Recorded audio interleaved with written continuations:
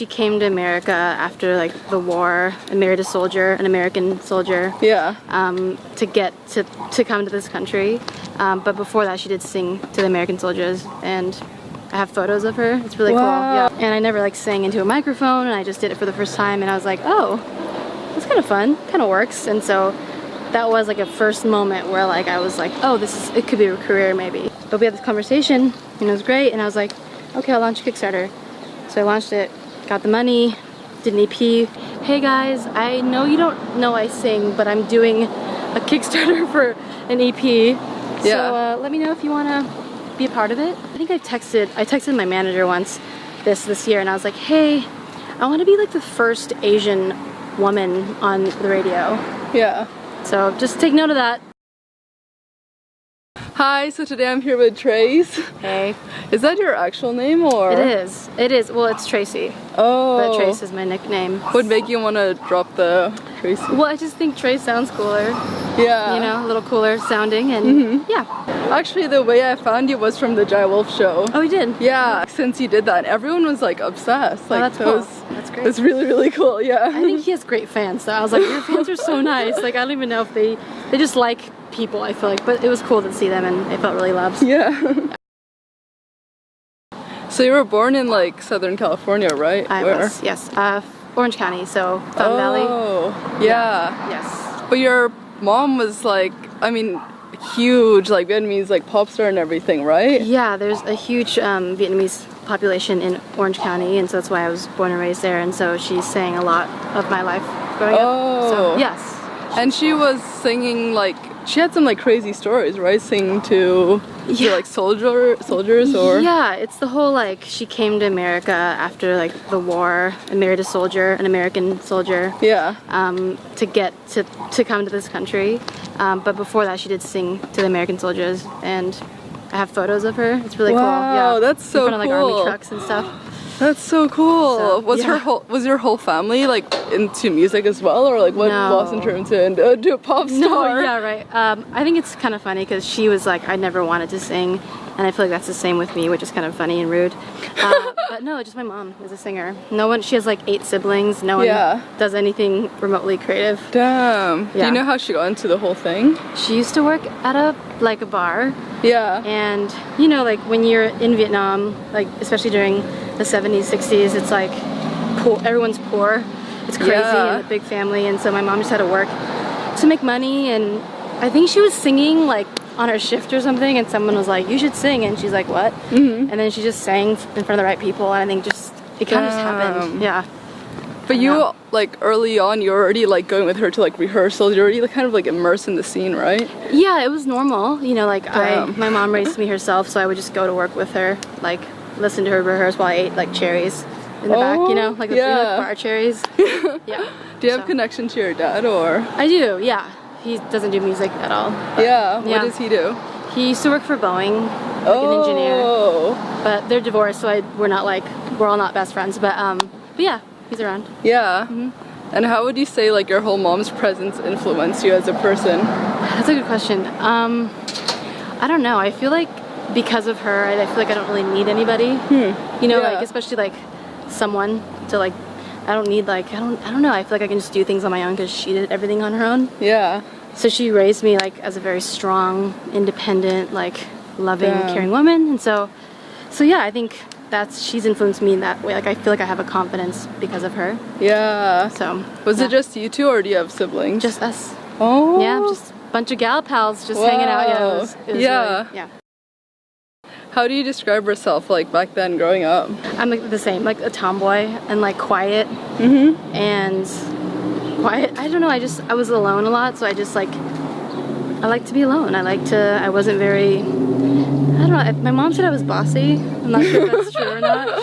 Yeah. But I liked sports. I was involved with things like. Oh wow. I was social, but I liked to be alone. Kind of weird, but yeah. Were you into school? Yeah, sure. I mean, my mom was like the type of Asian mom that didn't care. Like she was just like, do what you love. Like wow, that's super like, chill. I was never forced to like. Not that kids are, but they can be. But like my mom just was like, do your best, like enjoy things, and so I liked school. It was fine, like a B+ gal. Yeah. What were your favorite subjects back then? English. I love English. Oh, wow. Yeah, I love so reading. from the onset, you're already like really into like writing and... I guess you have a point. Yeah, that's interesting. Totally. I love reading, and I love, writing is a really big part of my life. So yeah, it's good. Do you think that came naturally like from... But your mom didn't write her own songs, right? No. Which is interesting. Yeah, I don't know. I think I think a lot. I grew up thinking a lot. Like I just think about things, and so I think writing was a way of like feeling okay and like healthy and not keeping everything in. So I think that was a practice I learned at a young age. Yeah, do you think like thinking a lot and like kind of introvertness influences like your lyrics and stuff and the way you approach music? For sure. I'm never not thinking about what to write next. Yeah. Like I'm always like interacting with myself and with others and keeping mental notes of just how I'm feeling, because it's like there's something always juicy like waiting to be like said, and so I'm very aware of like my thoughts. Did you do like an instrument growing up or? No, I did. I wish my mom forced me to play piano. I wish she was like, you have to play piano, because I wish I was like a piano player. I'm like a very terrible one. Like I don't really play. It's like really like pathetic. But I played the guitar a little bit, but nothing like crazy. After like high school, you went on to college or? Yes, went to college, got a degree in business and communications, and my dream was to be like in advertising or like an art director. Yeah, like an agency type work. Like, yeah, that was the dream.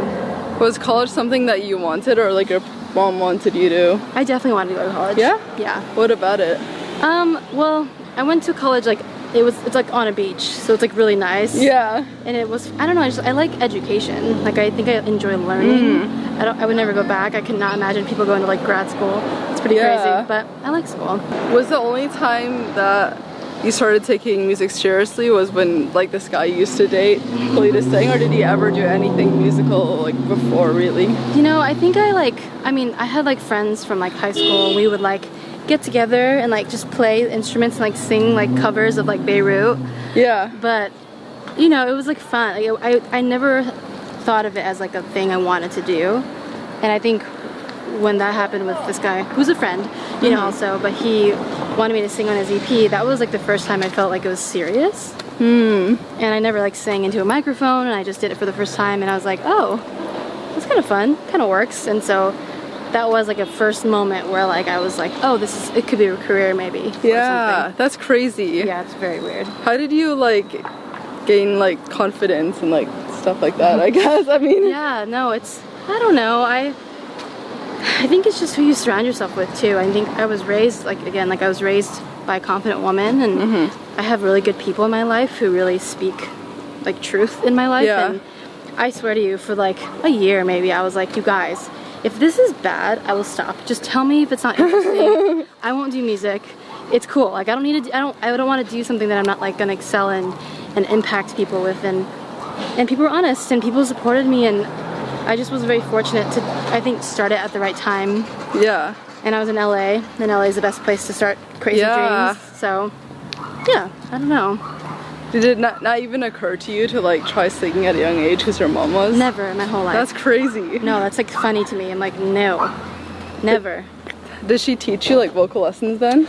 No, she just always like drink some whiskey before to warm me up. No, because she wasn't professionally trained. Oh. But she's like a belter. She's like a Tina Turner. Like we're different singers. Yeah. But she's giving me like other advice, like rest and rest, but nothing like technical. Yeah. Yeah. And in college, what were you like into, like besides music? I was in like student government. This is so nerdy. I was like a student government. I played tennis a little bit. Like college was just fun. I don't know. I just had fun with my friends. You know? Played sports. Yeah, ate a lot of fries in the cafe. I don't know. Just like hung out. Yeah. I had a lot of music friends. I had a lot of artist friends. So I was always surrounded by art, and I love it. Yeah. But I was more intrigued with like graphic design, I think, in college. Interesting. I love design and stuff, so yeah. Does that influence like your art now for all your music? Yeah, oh my gosh. I'm like obsessive over like how people view my music. Like if my music had a look, what would it look like? Yeah. And I want it to look dope, and I want it to look cohesive, and it's like a branding thing that I'm obsessed with. You want to brand yourself like correctly, and I want to brand myself well. So yeah, for sure it influences a lot. Is it difficult for your mom to understand like where music is at now with like Spotify and explaining it to her? 100%. That's a great question. Oh my gosh, she's like, what's a manager? And I'm like, oh, like it's crazy. They just did stuff so differently. So you know? she was self-managed. Yeah, they just do everything themselves. Like, especially the Vietnamese community, they just like do everything themselves. It's crazy. Wow. And so yes, it's different to explain to her what Spotify is. I just taught her like how to like, you know, go on Facebook. So now she's like understanding it a little bit. Yeah. But I don't think she really fully grasps like what streams are, you know? That's so funny. So yeah. Yeah. And then how did your whole music career start to gain momentum? I think I had an EP done. I did it after Kickstarter I launched. Yeah, actually, what was the idea behind that Kickstarter? It was just I was having a beer with a friend, and we were talking about music, and I heard like a demo of something that I did that I was like, oh, I just want to, that doesn't sound like me. Like I want to, you know, try something myself. And she was like, you should just do your own stuff. And I was like, what? It's silly. I had a full-time job as an editor, so that was like a weird thing to ask me. Oh, so okay. So I moved to LA as an editor. Yeah. So I didn't want to do music, but we had this conversation, and it was great. And I was like, okay, I'll launch a Kickstarter. So I launched it, got the money, did an EP. My friend Brandon from college produced it, and did a stellar job, and it was great. And I released a single first by myself. Yeah. And then it wasn't really until I met my manager, and she introduced me to this label, Next Wave, which is under Ultra, under Sony, and they kind of loved it Low, and Low is what I signed up my single Low under them. Oh. And then that got traction, and then I think Spotify like heard of Honey first, and then heard Low, and they were just very supportive of my career in the beginning. So actually, how are you even able to get momentum on Kickstarter? It's hard to get people to like donate to you if you're like an unknown artist. I think I swear to you, it's just like being in LA with the right community. Yeah. Like so did you try to like promote a certain way? Or? I had a couple of backyard shows. Yeah, it was like acoustic. I was like, hey guys, I know you don't know I sing, but I'm doing a Kickstarter for an EP. So let me know if you want to be a part of it. Yeah. And they're like, what? So I think I like rode the wave of shock. I was like, surprise, I like music. Do you want to check it out? Yeah. So they all came out and supported. Do you think you could get to where you are now if you didn't start that Kickstarter? You know, I don't know. I mean, probably not as soon, or I think you're gonna be where you're meant to be, but I think that really helped move along my like trajectory. Did it ever occur to you that by doing Kickstarter people wouldn't take you like as seriously as an artist because a lot of people don't do it? Or oh, that's interesting. No, I never thought about that. I think I was more fixated on the fact that like I'm already trying something wildly like silly to do music, and then if it works, then I have to really give my heart to it, and it worked. So I'm like, okay, I'm in for life. This works. So. Damn. Yeah. So what was the magazine that you were an editor for? Darling Magazine. It's like a quarterly coffee table. It's like the woman's version of Kinfolk. Oh, okay. But it's like a woman's like magazine. Yeah. I would say they were the first to introduce no retouching. Oh, wow. So yeah, I'm really proud of the work I did there and the people that work there still. Do you think you'll continue like writing and stuff like other than music? I think sure. Yeah, like maybe not now. But I think it always will be a part of me, and I enjoy writing. But yeah. Did you have some sort of like mentor in this day and age to guide you? Like, because you didn't really. Oh, that's a good question. I guess, yeah. Like, how do you even know like to say yes to a certain manager or putting out certain releases at a certain time? Yeah. You know, I literally, again, being in LA, it's like friends. Once you're in the music industry, it's crazy how everyone knows each other. It's like so awesome, especially in LA. You're like, oh, that's my drummer, that's my keyboard player, and everyone has like the same. It's like, it's awesome. It's a great circle. So I think before I really started taking it seriously, I swear to you, I had like 30 coffee dates with people, with managers, with artists, with like anything to do with music. I just sat with them and like picked their brain, and I just gathered information. I was just like, really cool. What does a blog do for a premiere, like stuff like that, you know, or like how do I get my songs on iTunes, like stuff like small stuff like that. It's like And everyone was just willing to help out, or? Yeah, I mean, I feel like LA is so collaborative. I feel like maybe I'm fortunate and I have a great like circle of people, but like I feel like people really want to be there for the most part for you. And yeah, I think it was just me asking questions. Like you have to ask questions to everyone and anyone that will answer. And that's how I feel like I'm here today, I think. Was there something that happened that made you were able to support yourself and like quit your editor job? No, I think nothing really works unless you sacrifice something. Damn, so you're just going like, okay, I'll go all in and you gotta try it out. I know it sounds like magical, and like I'm obviously like still new in my career and I hope to keep climbing, but like you have to pour everything into something or it's not gonna work, you know. Like a good friend of mine, Danielle, she was like, for the Kickstarter, she like big supporter, and she was just like, so you're gonna do this full time, right? You're gonna like leave your job? And I was like, no, maybe. She's like, oh, for sure you are. Like you're gonna do music if this works. And I'm like, you're right. Like I have to.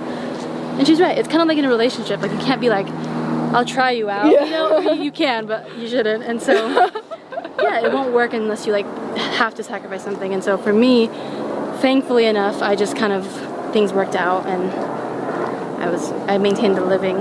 Maintaining a living. So what would you say are your biggest struggles so far? I think in general, I think it's just like understanding that time is very precious, and I think like to grow a career, you have to like take your time and not rush and get like ahead of yourself. Because I'm such a visionary, and I'm like, I want this, I want 4 Grammys, I want like all the things, you know? And I think for me, my struggle, it's not like too hard, but like just being present. Because I'm not present. I keep looking ahead all the time. Same. That's something I need to learn also. It's crazy, but it's like so important to just stay where you are and protect what you have in this moment, because that's going to lead you to places, you know? So. And actually, what is it like kind of being like an Asian female singer in this day and age? Yeah, that's a cool question. I forget I'm Asian sometimes. Just kidding. But I think that I'm learning how rare that is to be like an Asian person, because like I think I texted my manager once this year, and I was like, hey, I want to be like the first Asian woman on the radio. So just take note of that. I wrote that to her, and I just feel like maybe there's one, but like not really, and I feel like there's a lack of it. And it makes sense, but I feel like it's an honor for me to try to make a way. Like I think that's my favorite part about like even seeing like people who come to my shows who are like, they're always asking me like, what's your ethnicity? And I'm like, Vietnamese and Malaysian, and they're like, us too, and it's like so cool. Oh yeah. So it feels special. Has there ever been any like disadvantages or like racism in the industry for you? I think I would say no, and this is not personal, but I feel like there's probably more of the sexism than a racism, but I personally haven't felt either yet, thankfully. But I feel like I've seen more like sexism versus like racism, but thankfully not yet, or no, and kind of counting myself lucky, but oh my gosh, I'm obsessed with how I've grown because I think like I'm not a singer, I'm not a really great musician. I would say I'm a songwriter, but even that I have a lot to work on. And so I think over the last 2 years, I feel like a better songwriter. I feel like a better singer because I've taken lessons. I feel just better, I think. And it's fun to know that it's gonna even get better, I would hope. But like I feel like I've grown so much in the last year, even performing. Like my first show, I was just like, my hands were on the mic the whole time. Did not move. I was just like this the whole set because I was so nervous. And I think after a year or two, it's been like cool to see me like move around. That's not how I move, but yes. Last question. What do you want to be remembered for? I was actually talking to a friend today about like what I feel like I like my purpose is, and I want to like be remembered as a person who like wrote music that connected to things that are not even who I am. Like I feel like the most powerful thing in my whole life has been like someone coming up to me after a show and saying, you've changed the way I think about this, or you got me through this depression, and I'm like, what? Like that's powerful. I think I want to be remembered by like the things I write. You know, I think like that's why I like enunciate my words really clearly in my songs, because I'm like, I want you to hear them. And so I think I want to be remembered as a woman who didn't take it lightly, that she had the power to write a message. Like that's whatever awesome. whatever I write, it means something. You know? So if that makes sense. Yeah, I love that. Thank you so much. Of course, thank you for having me. You're the best. Bye.